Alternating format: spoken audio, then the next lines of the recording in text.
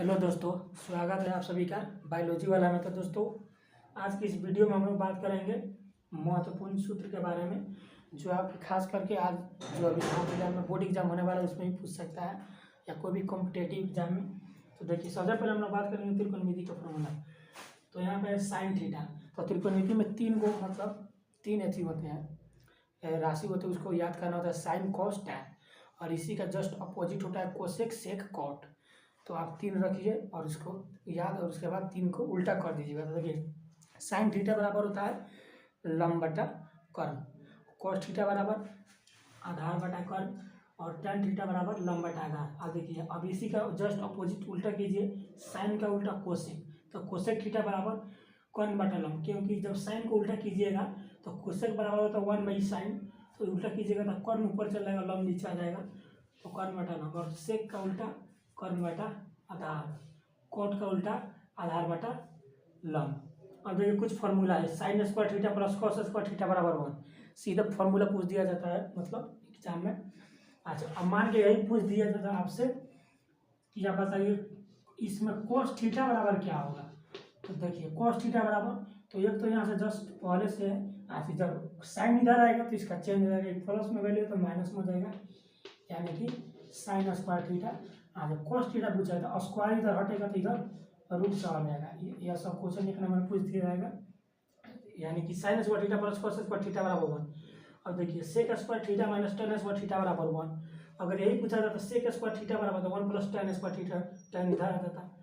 अच्छा, उसके बाद देखिए, cosec square theta minus cot square theta बराबर 1। अगर यही पूछा जाता तो कोसेक स्क्वायर थीटा बराबर क्या, तो 1 प्लस कोट स्क्वायर थीटा। अब देखिए, साइन बाई कॉस टेन के रेशियो में होता है, उसके बाद कॉस बाई साइन कॉट होता है। उसको देखिए, sine theta into cosec theta बराबर 1, उसके बाद है tan theta into cot theta बराबर 1, उसके बाद है cos theta into sec theta बराबर 1, उसके बाद है साइन 90 माइनस थीटा बराबर कॉस थीटा, वही। और उसके बाद हो जाता है इसी में कॉस 90 माइनस थीटा बराबर तो साइन थीटा, उसके बाद है कॉट 90 माइनस थीटा बराबर तो टेन थीटा, उसके बाद है कोसेक 90 माइनस थीटा बराबर सेक थीटा। अगर वही रहता सेक 90 माइनस थीटा बराबर तो कोसेक थीटा, उसके बाद है सेक थीटा बटा कोसेक थीटा बराबर टेन थीटा, और उसके बाद है कोसेक थीटा बटा सेक थीटा बराबर कॉट थीटा। तो देखिए, ट्रिक याद करने का है, एस सी टी बराबर लाल बटा काका, यानी लंब बटा साइन, लंब बटा कर्ण, सी यानी कॉस आधार बटा कर्ण, टी यानी टेन लंब बटा आधार, और इसी को लिख दीजिए काका, काका बटा लाभ। तो यही हो जाता है आपका कोसेक सेक एंड कॉट का। तो कोसेक हो जाता कर्ण बटा लंब, उसके बाद हो जाता सेक का कर्ण बटा आधार, और यही कॉट का हो जाता आधार बटा लंब। तो ये सभी फॉर्मूला मतलब जो है ना, ये सब त्रिकोणमिति का फॉर्मूला है, जो आपको खास करके एग्जाम में काम आएंगे। 1 नंबर का क्वेश्चन सॉल्व करने में या और 2 नंबर का क्वेश्चन। तो ये सब फॉर्मूला है त्रिकोणमिति का।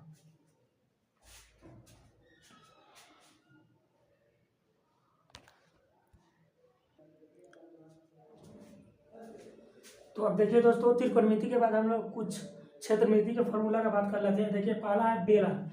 बेलन का वक्र पृष्ठ क्षेत्रफल 2πr है, जहाँ आर होता है त्रिज्या, इसका ऊंचाई होता है। उस देखिए, बेलन का पूर्ण पृष्ठ क्षेत्रफल तो 2πr into are plus H, यह हो गया। उसके बाद देखिए, बेलन का आयतन तो πr स्क्वायर एच, ठीक। उसके बाद देखिए, शंकु का, तो शंकु का वक्र पृष्ठ क्षेत्रफल तो πr है, जहाँ आर त्रिज्या, ये होता है इसका तिर्यक ऊंचाई। अब देखिए, उसके बाद शंकु का पूर्ण पृष्ठ क्षेत्रफल तो πr into L plus are. उसके बाद देखिए, शंकु का आयतन तो 1/3 πr स्क्वायर एच। उसके बाद गोला का पृष्ठीय क्षेत्रफल तो 4πr स्क्वायर। उसके बाद गोला का आयतन 4/3 πr क्यूब। उसके बाद अर्धगोला यानी आधा गोला हेमिस्फीयर का होता है। तो उसके बाद देखिए, अर्धगोला का पृष्ठीय क्षेत्रफल 2πr स्क्वायर होगा, और अर्धगोला का पूर्ण पृष्ठ क्षेत्रफल तो 3πr स्क्वायर। उसके बाद देखिए, अर्धगोला का आयतन तो 2/3 πr क्यूब। उसके बाद है वर्ग यानी स्क्वायर। तो वर्ग का फॉर्मूला, वर्ग का क्षेत्रफल भुजा स्क्वायर यानी भुजा गुने भुजा, वर्ग का परिमाप 4 गुनी 1 भुजा की लंबाई। उसके बाद है वर्ग का विकर्ण तो रूट 2 गुना भुजा। उसके बाद है आयत का क्षेत्रफल लंबाई गुना चौड़ाई होता है, आयत का परिमाप 2 इंटू लंबाई प्लस चौड़ाई। उसके बाद है आयत का विकर्ण रूट अंडर लंबाई स्क्वायर जोड़ चौड़ाई स्क्वायर। उसके बाद है घन का आयतन रूट 3 गुना भुजा, और थोड़ा देर के बाद हम लिख रहे हैं घन। और उसके बाद घनाभ के बारे में, और सब जितना फॉर्मूला टोटल लिख रहे हैं। ठीक,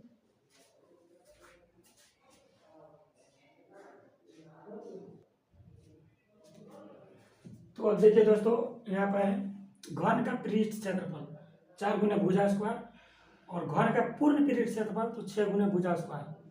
उसके बाद है घनाभ, तो घनाभ का पृष्ठ क्षेत्रफल होता है 2h × a + b, या कमरों की 4 दीवारों की लंबाई भी इसी तरह से निकाला जाता है, इसी फॉर्मूला से। उसके बाद देखिए घनाभ का पूर्ण पृष्ठ क्षेत्रफल तो 2 × LB + BH + HL। अब देखिए यहाँ पे एल किया है, एल लंबाई, बी चौड़ाई और एच हो गया ऊंचाई, यानी कि लंबाई गुने चौड़ाई प्लस चौड़ाई गुने ऊंचाई प्लस ऊंचाई गुने लंबाई। उसके बाद घनाभ का आयतन, लंबाई गुने चौड़ाई गुने ऊंचाई। उसके बाद घनाभ का विकर्ण, तो √अंडर लंबाई स्क्वायर प्लस चौड़ाई स्क्वायर प्लस ऊंचाई स्क्वायर। उसके बाद है समबाहु त्रिभुज का क्षेत्रफल, यानी वैसा समबाहु त्रिभुज की तो वैसा त्रिभुज जिसकी तीनों भुजाएं बराबर हो। समबाहु त्रिभुज का प्रत्येक कोण क्या हो, 60 डिग्री हो, यानी उसी को समबाहु त्रिभुज कहते हैं। तो इसका क्षेत्रफल होता है √3/4 गुने भुजा स्क्वायर, परिमाप होता है 3 गुने भुजा, और इसका ऊंचाई होता है √3/2 गुने भुजा। उसके बाद होता है वृत्त का क्षेत्रफल, तो πr², वृत्त का परिधि 2πr और वृत्त का व्यास तो 2 गुने त्रिज्या। उसके बाद है अर्धवृत्त, तो अर्धवृत्त का क्षेत्रफल ½ πr², अर्धवृत्त का परिमिति होता है r × π+2। उसके बाद वृत्त की, देखिए ये सबसे इंपॉर्टेंट क्वेश्चन है, वृत्त की सबसे बड़ी जीवा क्या होता है, तो वृत्त का व्यास होता है। जो वृत्त का व्यास होता है वही वृत्त की सबसे बड़ी जीवा कहलाता है, वृत्त का व्यास।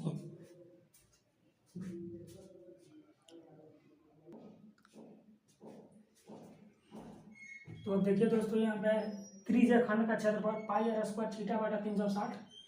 उसके बाद है चाप की लंबाई, तो θ/360 गुना 2πr। उसके बाद है वृत्त खंड का क्षेत्रफल था r² × π θ/360 - ½ sin × θ। उसके बाद है वृत्त खंड की परिमिति l + πr θ/180। समचतुर्भुज का क्षेत्रफल था ½ × विकर्णों का गुणनफल। यहाँ पर विकर्णों का गुणनफल में आप d1 × d2 भी लिख सकते हैं, यानी पहला विकर्ण बोले दूसरा विकर्ण डायगोनल, विकर्ण को डायगोनल का इसे डी से डिनोट करते हैं। उसके बाद देखिए समचतुर्भुज की परिमाप, यानी कि तो इसका हो जाएगा 4 गुना 1 भुजा। उसके बाद देखिए समचतुर्भुज की 1 भुजा, मान के आपको 2 विकर्ण दिया हुआ है और उसकी 1 भुजा की लंबाई पूछ रहा है समचतुर्भुज का, तो यह फॉर्मूला लगाइएगा। देखिए उसके बाद त्रिभुज का परिमाप, यानी कि सभी भुजाओं का योग a + b + c, त्रिभुज के तीनों भुजाओं का योग इसका परिमाप होता है। यदि मान लीजिए किसी त्रिभुज की पहली भुजा 5 cm, 6 cm और 7 cm, तो इसका परिमाप कितना हो जाएगा, 6 × 5 = 11 और 7 × 18 cm परिमाप हो जाएगा। यानी कि तीन भुजा को आप जोड़ दीजिएगा।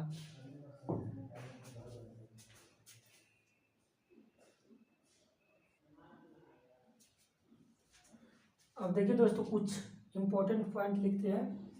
जैसे मान गया 3, 4, 5 समकोण त्रिभुज का भुजा हो गया, पाइथागोरीय त्रिभुज भी कहा जाता है इसे। 8, 15, 17। उसके बाद हो गया 7, 24, 25।